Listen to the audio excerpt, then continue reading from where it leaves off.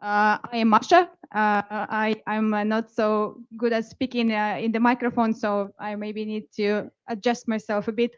Anyways, I am a motion designer. I represent the product design team here at Wolt. So they kindly asked me to come and speak um, from the the design point, and I do motion design. It's my passion, so I want to talk about it here. Are we on? We are on. All right. So I do have a very nice first slide from our Wolt motion, and we can go to the next one. So as I said that I'm a motion designer, I sit between product designers and developers. I don't develop stuff, I prototype stuff, and I also put the specs so that developers to make their life easier. And recently so 2 years ago I joined Wolt. Before that I was at Nordkapp.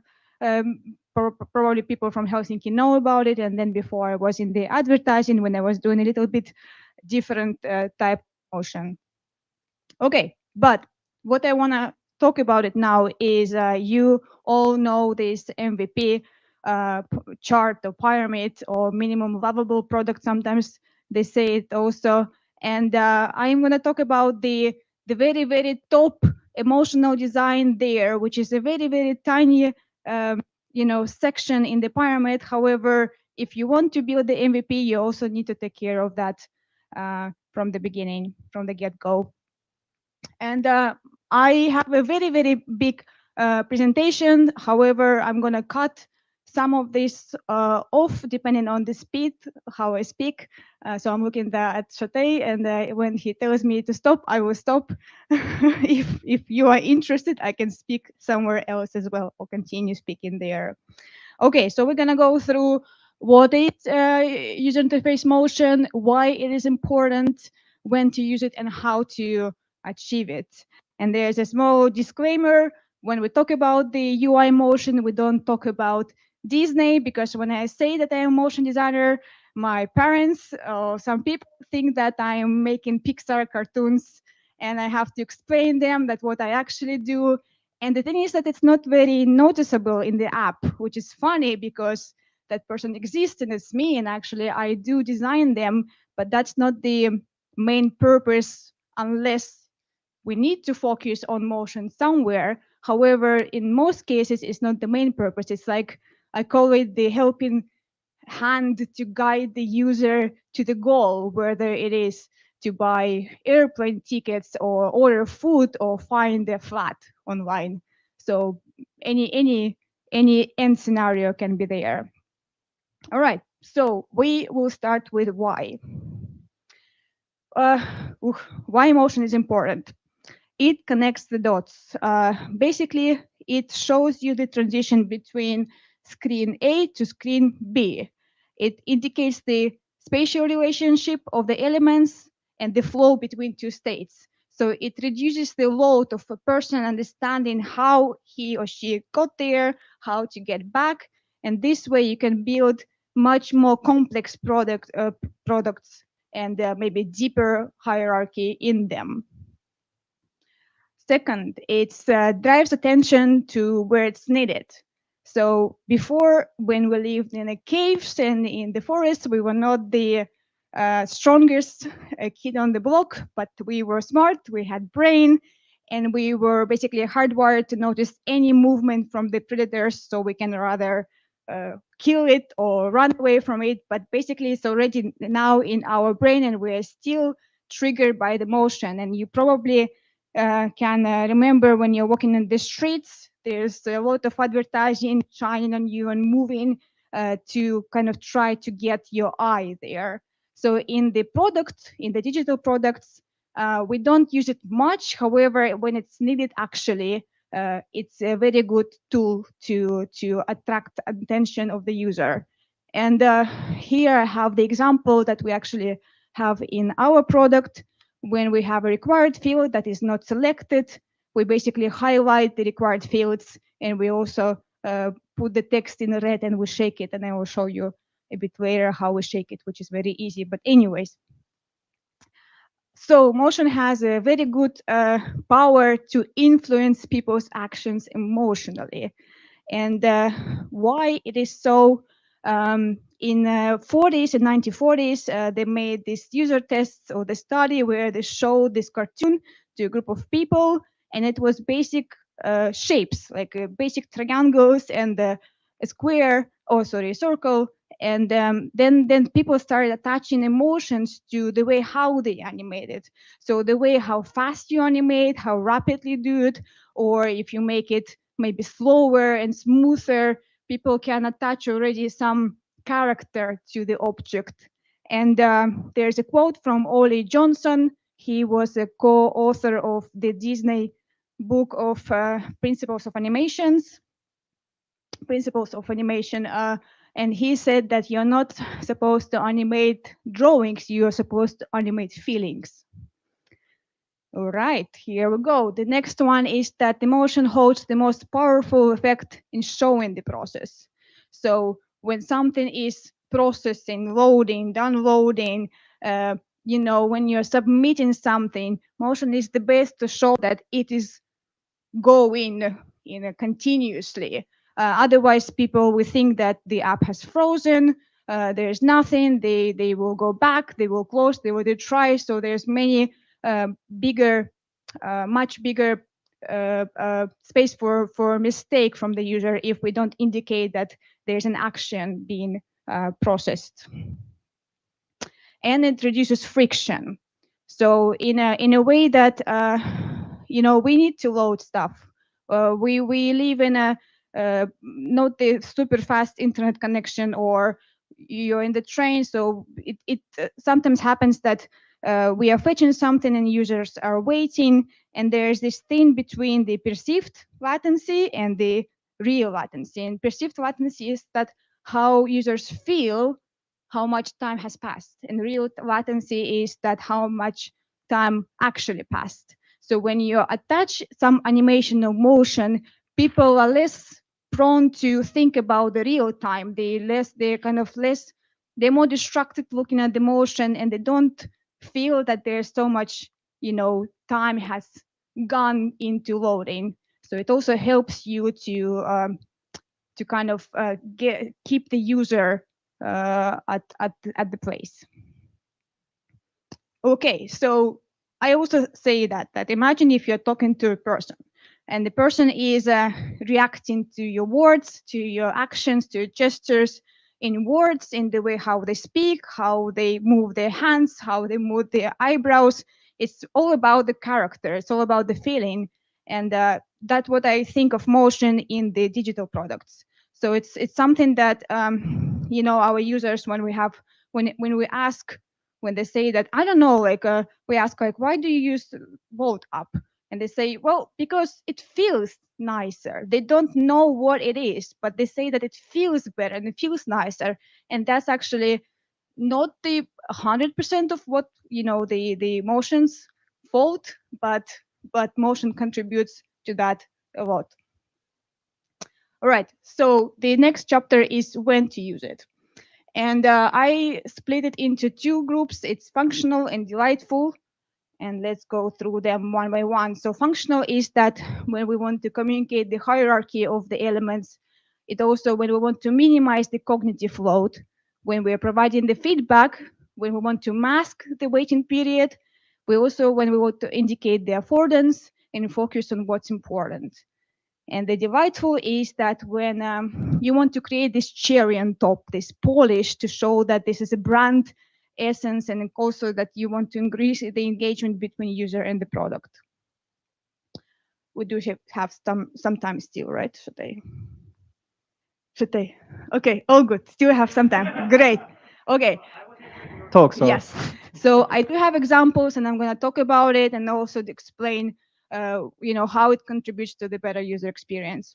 So the example on the left is the calendar. You all know calendar. It's a year, consists of months, consists of weeks, consists of days. So how do you go from a year to a month? So when you click it, you actually dive deeper. You open the month, And then when you click more, you open the wig. So instead of the basic transition from the right, we actually have this custom motion there, or Apple has the custom motion there that actually dives there. And then when you go back, it dives back. And then the other one is the contact list, how to open the user from the contact list so that we connect the states, and the motion shows you how you connect the states, between the list and the user information. All right, minimizing the cognitive load. The first example, maybe I can step back and explain a bit more. So when a new information is being presented on the screen, people start analyzing what's that information before even reading that. So they kind of very fastly think, if it's one block, they think that's maybe one chunk of information. But if you split that block into the logical chunks of information, they, without even knowing, they already can scan through it, and they can see, okay, what afterwards it kind of makes them easier to understand where they need to stop in order to read the information.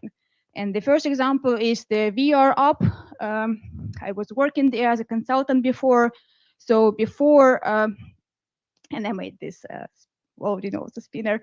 But anyways, so when we load the page, it kind of all the blocks, logical blocks, they come one by one with a short delay. And delay is like, you don't notice it that much. It's like 50 milliseconds, but it kind of makes it more fluid also, and also that you can kind of think that how to jump with your eye between the blocks. All right, the second one is the invention before I joined Wolt, but I want to still show it. It's our feedback system when you get the order. So we have the smileys and we have the tags. And when we show the smileys, they go one by one. So they don't go all as one. So they go, and you kind of start separating them already without even knowing what it is. You kind of already know that they are somehow distinctive from each other. Okay, next one. Providing feedback. Well, this is very, I think, very well known. Someone is typing. I think Facebook introduced that. But anyways, when I saw it the first time, I was like, oh, this is amazing, because you don't have to stare at the empty screen and think, is that person, am I getting the message now or not? So someone is typing is a great feedback of like that is the action is, getting there. Another one is the wrong password. Yes. So that's a shake. I would say that with that, I would add also the textual information that something is wrong, like either the password or username. But the shake is a good indication, kind of saying that no, it's wrong. It's something that you need to attract your attention. When you're typing on the keyboard. And the third one is the basic loader. One more click. Yes, the basic loader. We are sending the verification, and now you got it. So we made it as a at Wolt, and actually that's a reusable component, and now it's everywhere basically. Yes. Whew, okay. Another part of providing feedback is gestures. I would say that motion is very crucial when there's a gesture, when we don't tap. So it needs to be very responsive. The app or the product needs to be very responsive when you actually tap and hold, when you do anything with gestures. So what we have now in the merchant app is that you can actually disable or enable an item from the menu. So when we go past that threshold by swiping. So when you go by that threshold, that when after which you lift your finger, we kind of show that it's already will be enabled or disabled, so people understand that here they can already lift the finger, and that would be easier. This is the actual example I found many years ago when I was still in a consultant agency, and I was giving these talks. It's this website Any Day, Anyway, Any Day, and you basically load tickets, and it is conglomerate that fetch the tickets from very different sources. So what it does is that when you're waiting, when you click in search, and when you're waiting, they are loading the map, And also the airplane actually follows your mouse. And I remember when I used it, I was like more focused in trying to draw some kind of shape. I didn't even remember how long I waited there. And I bet if there wasn't that airplane, I would be like, oh, let's do it faster. Like, why do I have to wait for so long? So it's a great example to mask the waiting period, to use some animation there. Indicating affordance. Very basic example on iPhones, slide to power off, swipe up to unlock the screen. Let's go through that. Well, it kind of shows the indication, shows you what to do.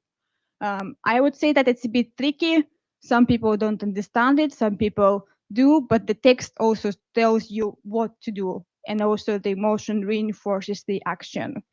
Another one is, the second example is our group order. So when you tap and hold on the group order bubble, we can delete that and throw it to the bin. You can also do it from going within the group order, go into the settings, delete the group order. But this is basically a faster function that when you start, when you tap and you hold, and the icon comes up, so you understand already that, okay, that's how you can get rid of these orders.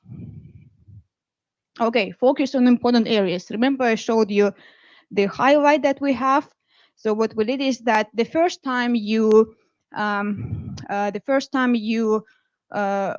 to get something to order, we kind of gently highlight all the options, and we say that you need to, fill these required options. And then from the second and onward, we basically shake the red screen. So we kind of distributed that the first one will show it to you like point by point what you need to choose, and the other ones would be, and that's a very simple thing, but it does the work, so why not use it? Another one is the example of, now it is scrolling. My pottery is my hobby. This is a website about pottery, but it's basically when you start scrolling and when you focus on something, you can see that the other elements of the web browser, they kind of hide away, and then when you start scrolling again, they kind of show up. So it's by minimizing themselves, you understand that they are not gone, like you can get them back, or that what happened. If they would be just in a split second, it might get a person confused, and instead of reading the article or browsing Pinterest, they would be like, what happened, what did I do, and how to get it back. All right. And the best one is Delight. I think that Delight brings the brand upwards. It's this very nice cherry on top that at least the Wolt app is very well known of.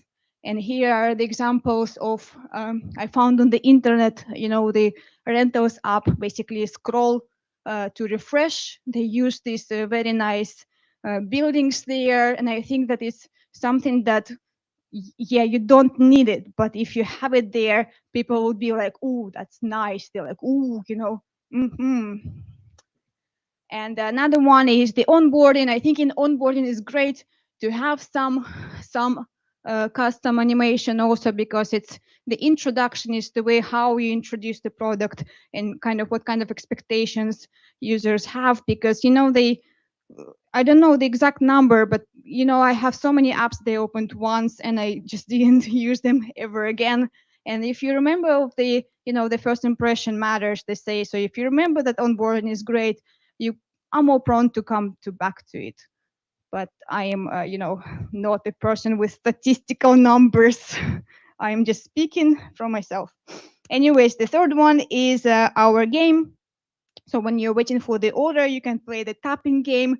And that's great, because when I say things that I'm from Wolt, half of the times I say, "Oh, I love your tapping game." So people are like, we didn't have to do it. Someone just did it, and it's great, and it's there. So why not have a bit of that feeling on top of the whole experience? And now I want to show what actually designers can contribute to, so that developers, it would be easier for developers And it's basically the Lottie library. I think everyone is familiar with that. It's designer can just make the animation or the micro interaction, and for the developers, basically plug and play. So that's what I do in the app, and I can show you 3 things here. So the first one is when you switch between the map and the list, you can see that it's so teeny tiny, this map and list, the way how they animate. And I was thinking, it's probably will be behind the finger. Probably no one will never notice that. But, people that notice, they might think that, okay, people really, really put attention in crafting this app. So I think it kind of increases the engagement. Okay, the second one is this empty space that we have.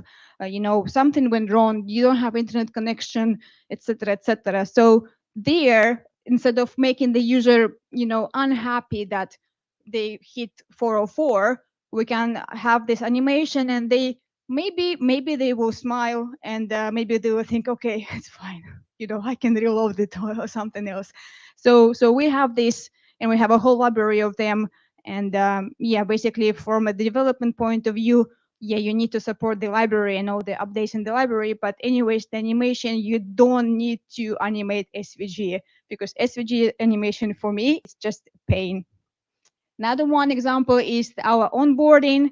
So what we did is a combination of the animation, which is a JSON from Lottie library to with a text. So we animated the whole circle animation movement here, and then when I gave it to my engineers, just basically put the text on top of there, and now it's translated to 20-something languages, and it works great. Okay, I still have time. No, I don't have time. So that would be that would be for the next time. Or is this like how many minutes? Because we have wait. I don't know how many. Okay, okay, I that's it. thought you were my meter. Okay, so okay, while I'm preparing for the next one, maybe Yeah. you can answer why we are talking about motion in a Flutter meetup. Because you asked me. That's a good question. And now I'm going to show some demo. Yeah.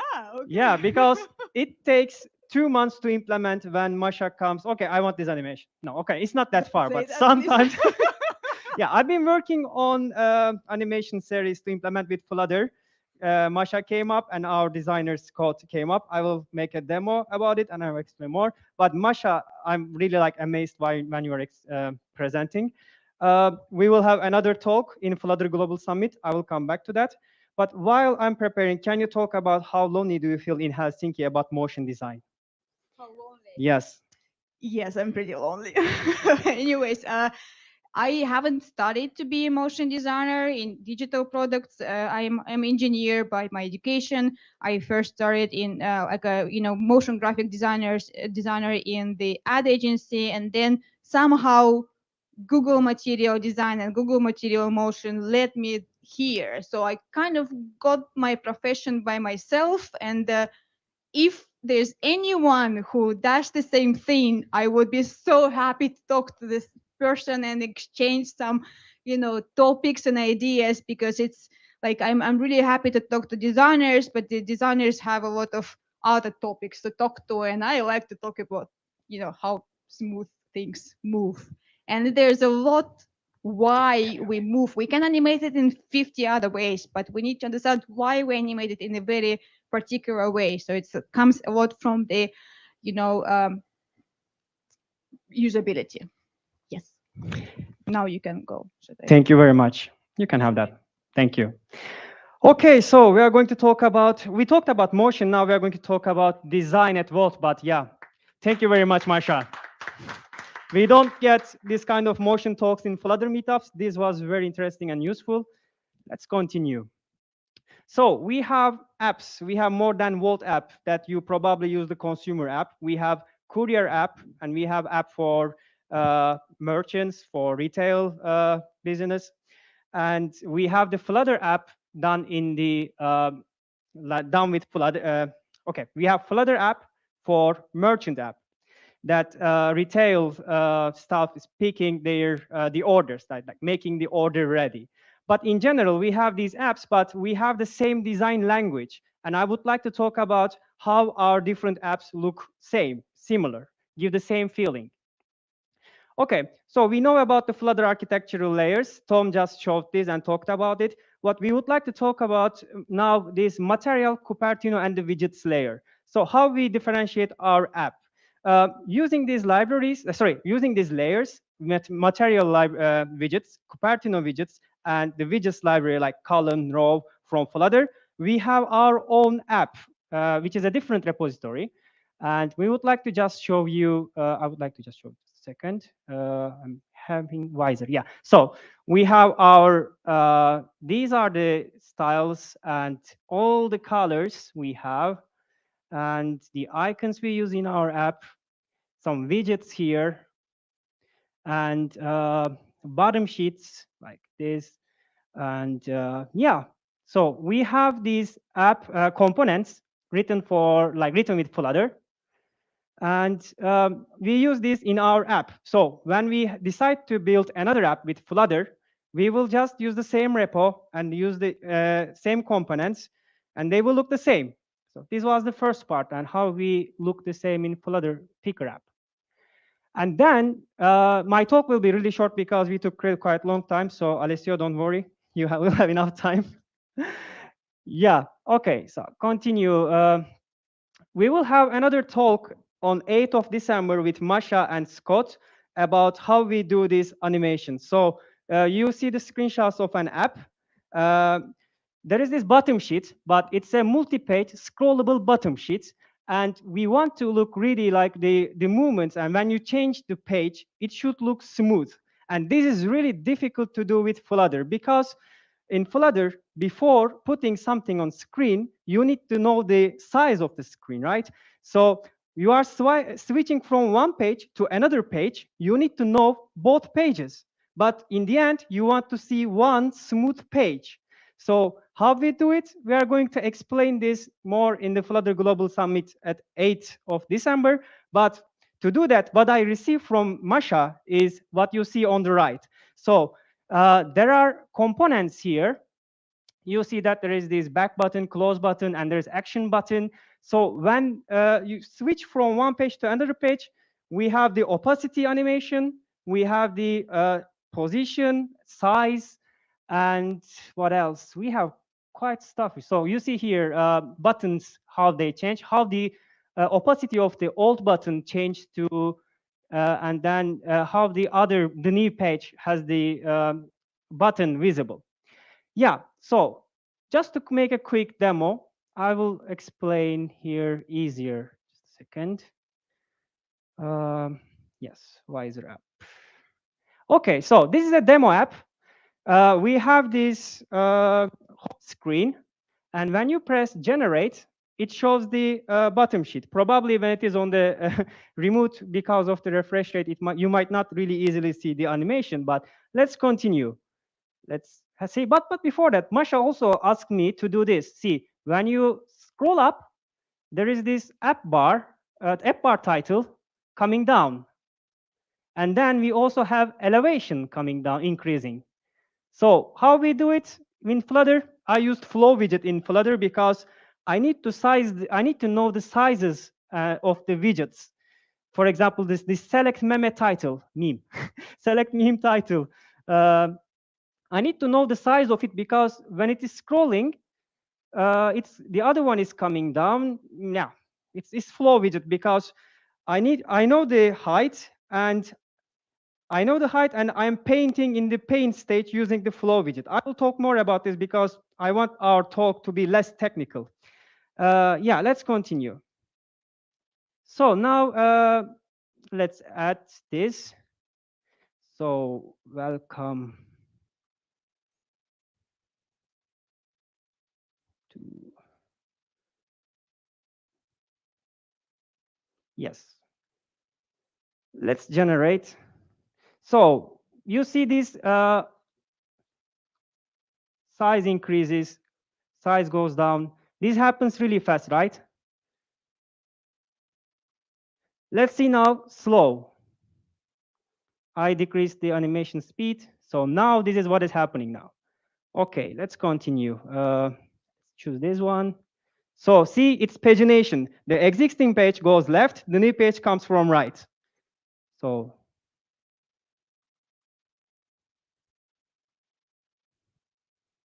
when I press this, you will see that this old page goes left, the new page comes from right. So, and also it's like this kind of animation. Yeah, all are these kind of things come from Masha. And in Flutter, doing this kind of things is really, really difficult. Okay, not difficult, but you need to understand. Let's continue here. You need to understand staggered animation, really good documentation at Flutter website about what it is. And the rendering pipeline. So we have animation tick, and then build happens, and then layouts and positioning, then painting, then compositing. So you need to understand what is going on here to make this happen. And we are going to talk more about this in the Flutter Global Summit at 8th of December. And also, did you see the form? I don't know, maybe we will share in the chat, but when you fill the form, we will have a raffle and we will give a free ticket to senior track in Flutter Global Summit. Okay, yeah, I already did the demo, but the source code of demo is already available in this link. This is my personal repository that I share my articles and the demo applications. And the one that I just demoed is the fourth one, multi-page scrollable bottom sheet. You can find other demos about theme and then navigator too. Yeah, that is from Wolt. And thank you very much. Yep. Do you have any questions to me and Masha? And John already answered many questions. Thank you very much, John. Okay, do we have any questions from? Let me just give you the. Yes, this is.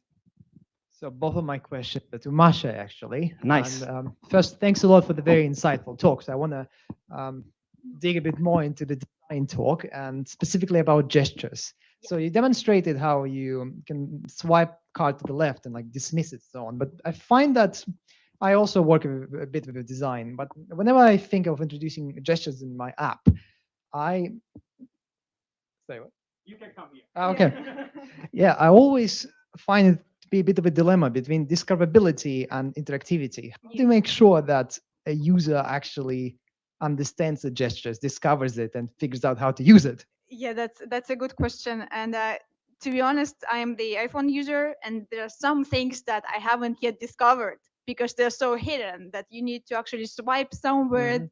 I don't know, tap 3 times and hold and wait for Yeah, 5 seconds. And so what I'm saying is that the gestures are great. Mhm. However, you always need to have a backup version. You Okay. still need to have that people can type and find the same functionality from basic tapping, but gestures are for the power users. Basically, when a person already knows that it decreases the time, it's kind of so fast and furious there that they can just do it without. Yeah. Yeah. Without trying to find Yeah. different buttons. Yeah. And the second question is more Flutter related, because when I think motion and Flutter, I instantly think Rive. Do you have any experience with Rive at all? I think that's the question the for you then. rescue. Okay, we heard about Rive. I've seen many presentations about Rive and yeah, many tweets about Rive as well, but we are using Lotti. Is it Mhm. similar to, I don't know much about Rive actually. Well, I don't know much about Lottie. Okay, Lotti is just a JSON you animated. Anybody knows about Rive? Do you want to talk about it from the speakers? Surprised nobody knows it, but Because I heard a lot. Rive itself is built in Flutter, which is interesting, in Flutter Web. Mm. And the runtime is very portable, so it runs across different platforms. It kind of feels like Google is pushing Rive as the primary tool for motion in Flutter rather than Lottie, because I think Lottie in Flutter Okay. uses native view, right? Lotti doesn't have anything to do with motion, right? It's just an animation. It's So then I basically- was wrong. Yeah, it's the micro interactions Mhm. and the illustrations that can be animated. Mhm. Yeah, you can also make them interactive. So you can, for example, play from this frame to that frame if user presses the left button, and play from that to another one if user presses the right button. Mhm. And why we go with that, because I came from the motion graphics. So After Effects. Yeah, I Okay. used After Effects and motion graphics, and basically what it is that you use the same tool, and I really know it well, and I can animate everything there. So it's a very After Effects is kind of complex. However, it's very flexible in order to animate it very smoothly. And I also, for example, I used Google's Shaper Haven't heard of Shift that. Sounds something interesting. for the XML files. So I Mm. use it for micro interactions when I need to export something for the Android team. Anyways, I'm very open to if someone comes and say, hey, can we try it? I will try and I learn it and let's see how it goes. Yeah. Awesome. Thanks. Thank you very much. Thank you.